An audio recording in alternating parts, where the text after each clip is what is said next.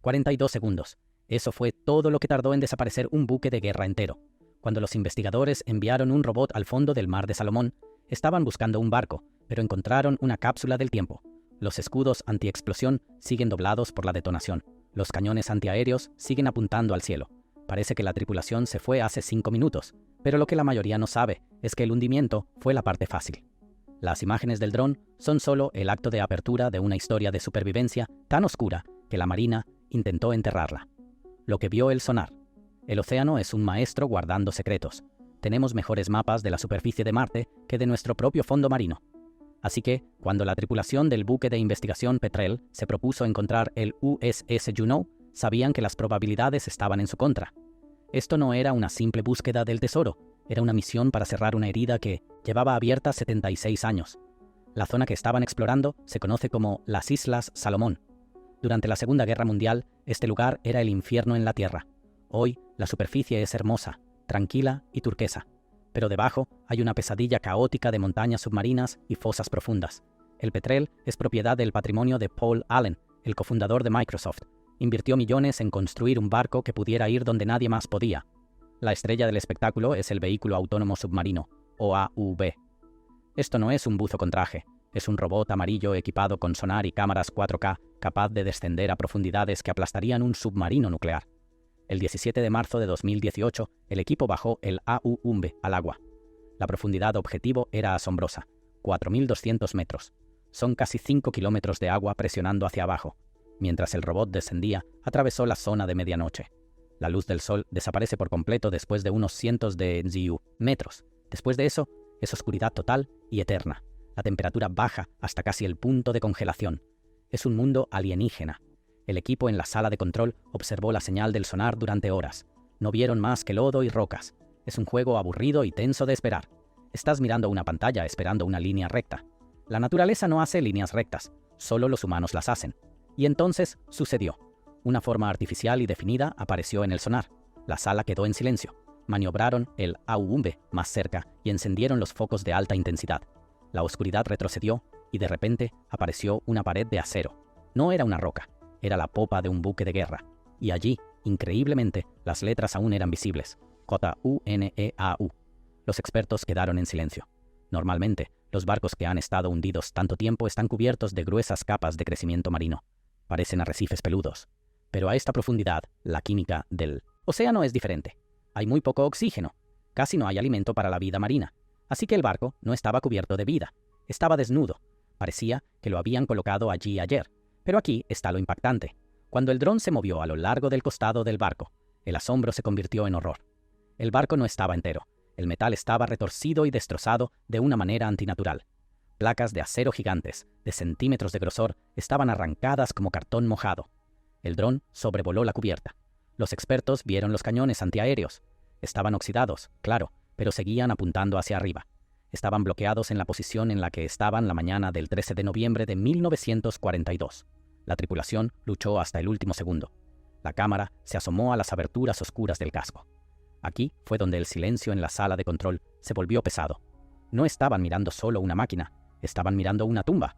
Dentro de los restos podían ver cables, pasarelas y equipos. La preservación era tan buena que se sentía intrusivo. Sentían que estaban espiando un momento que debía ser privado. Y esto es lo increíble. El campo de escombros, la proa y la popa fueron encontradas a casi 1 kilómetro de distancia. Esto confirmó los informes de la guerra. El barco no se hundió, se partió.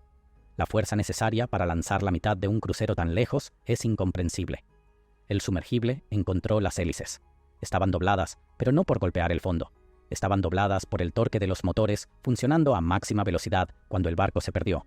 El Juneau estaba huyendo por su vida cuando fue alcanzado.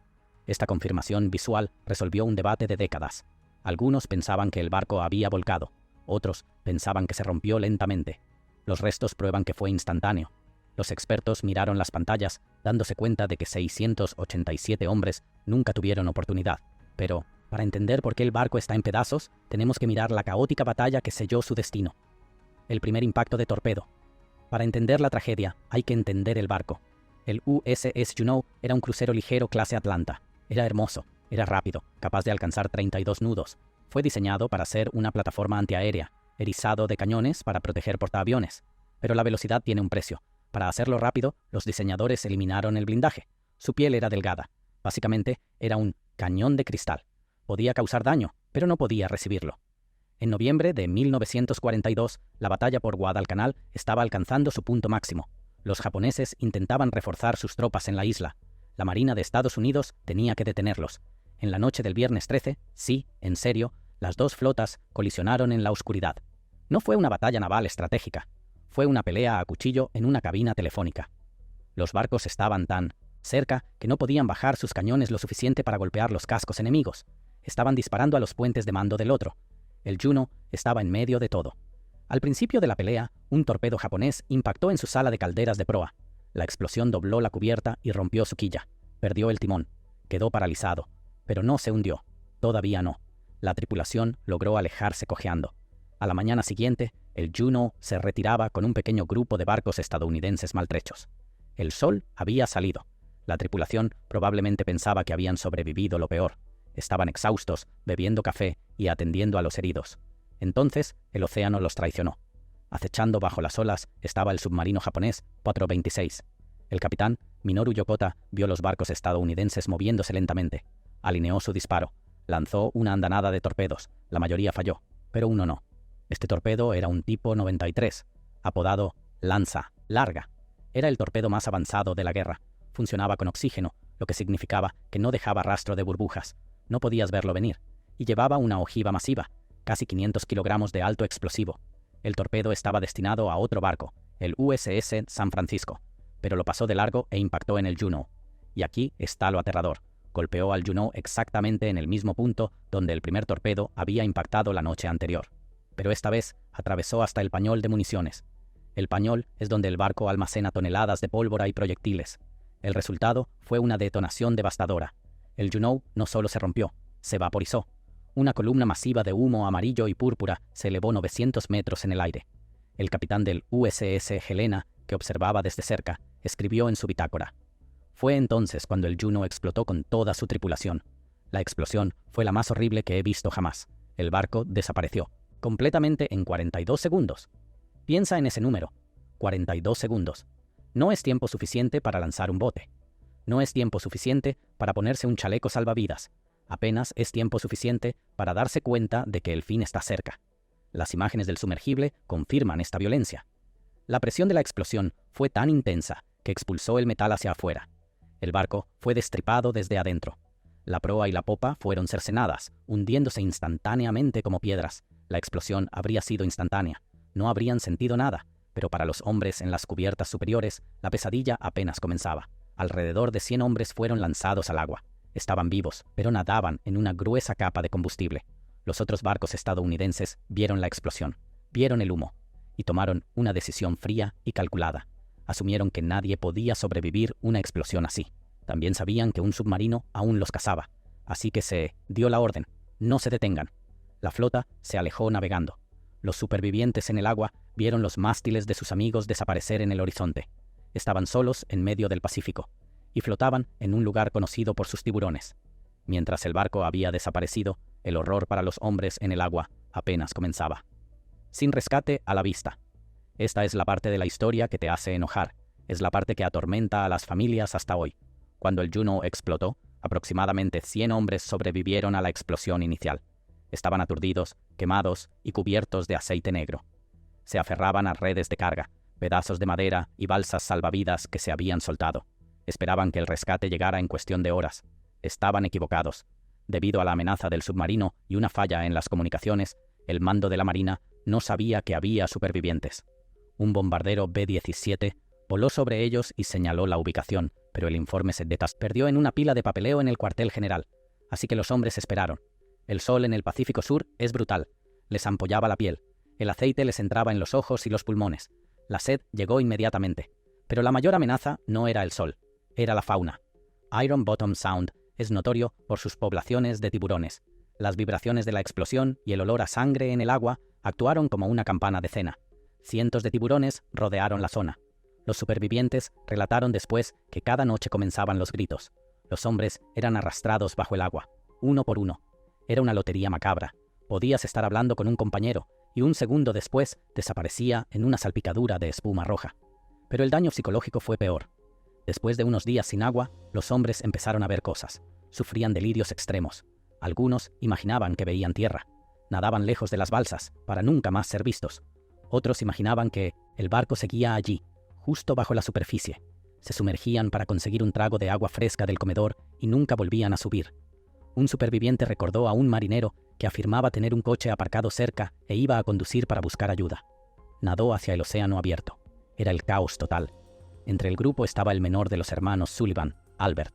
Los supervivientes dicen que estuvo vivo los primeros días, pero estaba frenético de dolor. Seguía llamando a sus hermanos, George, Frank, pero el océano solo respondía con el golpe de las olas.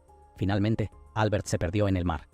Cuando un hidroavión PB y Catalina finalmente los avistó 8 días después, solo quedaban 10 hombres vivos, 10 de los 100 supervivientes originales, y de los casi 700 miembros de la tripulación. Cuando los rescatistas los sacaron del agua, estaban severamente demacrados. Estaban cubiertos de úlceras por la sal y el aceite. Estaban traumatizados más allá de las palabras. Los expertos que analizan el sitio del naufragio conocen este contexto. Cuando miran el metal retorcido en el fondo del océano, no están viendo solo acero. Están viendo el punto de partida de una odisea de 8 días. El rescate retrasado fue un escándalo. El capitán del crucero USS Helena, el capitán Hoover, fue relevado de su mando por abandonar la escena, aunque muchos argumentaron que solo estaba siguiendo el procedimiento estándar para proteger su barco de los submarinos. Sigue siendo un tema controvertido en la historia naval. La tragedia del rescate retrasado llegó hasta un pequeño pueblo en Iowa. Sepultados en acero. La pérdida del USS Juno es única por los Sullivan. George, Francis, Joseph, Madison y Albert eran un clan irlandés católico muy unido. Hacían todo juntos. Cuando ocurrió Pearl Harbor, marcharon a la oficina de reclutamiento. Tenían una carta de la Marina diciendo que debían ser separados. Los hermanos se negaron. Dijeron, permanecemos juntos. La Marina, desesperada por publicidad positiva y hombres, aceptó. Fue una decisión que atormentaría al ejército. Cuando el Juno se hundió, la Marina no le dijo a la familia inmediatamente. De hecho, los Sullivan siguieron escribiendo cartas a sus hijos durante semanas. Las cartas fueron devueltas sin abrir. Los rumores empezaron a circular en su pueblo natal. Finalmente, en enero de 1943, 3 oficiales llamaron a la puerta de la casa Sullivan. El padre, Thomas, abrió. Miró los uniformes y preguntó, ¿cuál de ellos? El oficial respondió, lo siento, los 5. La madre, Aleta, se derrumbó. La noticia sacudió a América.